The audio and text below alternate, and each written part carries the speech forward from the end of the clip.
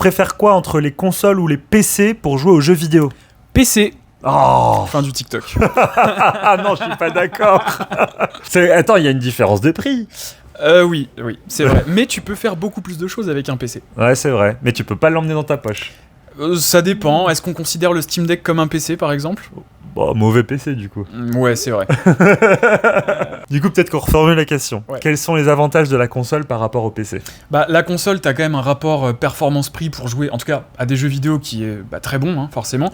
Maintenant, il y a le problème des générations. Donc, par exemple, t'as la PS3, tu pourras pas jouer aux jeux PS4. Un PC...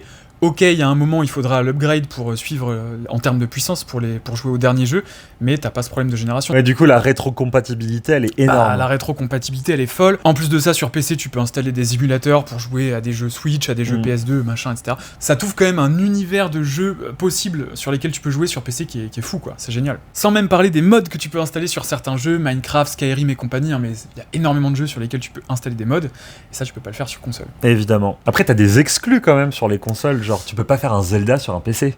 Bah alors, du coup, si, avec un émulateur, tu peux. T'auras peut-être quelques petits problèmes. Gros pirate que tu es. De cause.